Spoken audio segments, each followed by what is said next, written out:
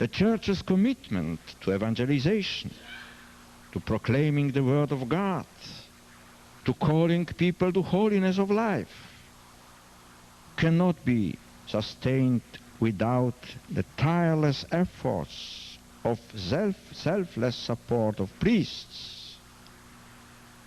In the matter of inviting people, as Jesus did, to conversion, the total conversion of the gospel, the example of priests is extremely important for the authenticity of the Church's life.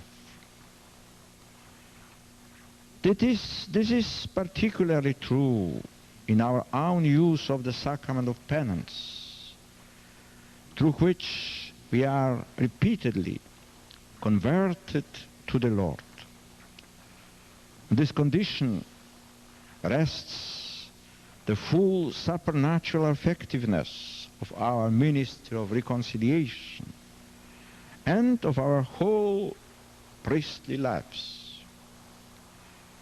The experience of the Church teaches us that the priest's celebration of the Eucharist and administration of the other sacraments, his pastoral zeal, his relationship with the faithful, his communion with his brother priests, his collaboration with the bishop, his life of prayer, in a word, the whole of his priestly existence suffers an inexorable decline if by negligence or for some other reason he fails to receive the sacrament of penance at regular intervals and in a spirit of genuine faith and devotion.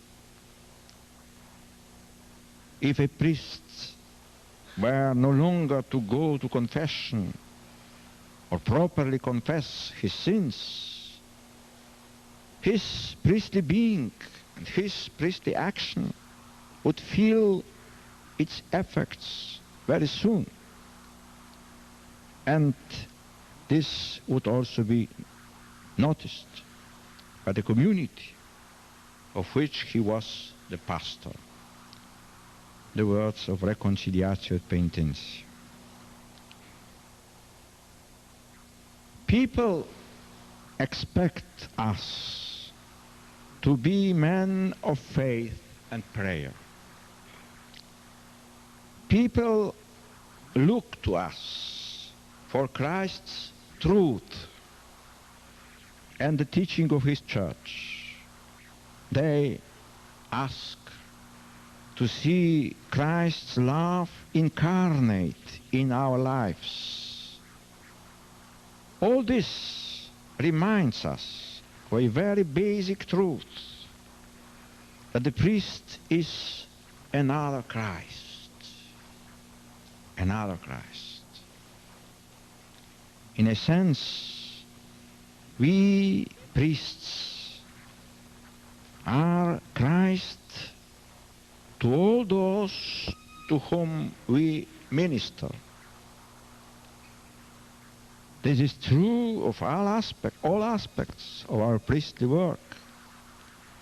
But it is particularly true in the Eucharistic sacrifice, from which our priestly identity flows, and in which it is expressed most clearly and effectively.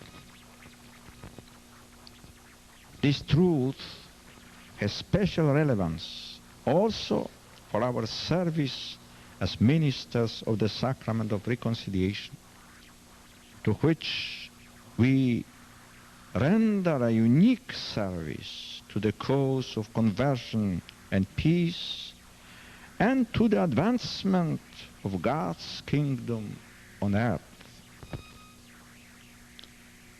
At this point, I would like to repeat those words which I have already addressed to the priests of the Church. Praise then to this silent army of our brothers who have served well and serve each day the cause of reconciliation to the ministry of sacramental penance. In her mission to the world, the Church is renewed as she calls humanity to respond to God's commandment of love, and as she upholds and promotes the values of the gospel as they affect public life. In doing this, the Church becomes a prophetic voice on matters of truth and justice, mercy and peace. In these tasks involving the world, the leadership of priestly ministry has been and continues to be decisive.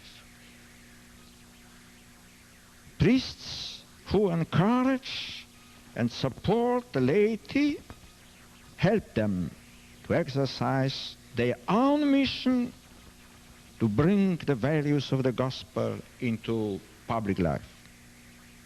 Thus, priests and lay people working together can challenge society itself to defend life, to defend all human rights, to protect family life, to work for greater social justice, to promote peace.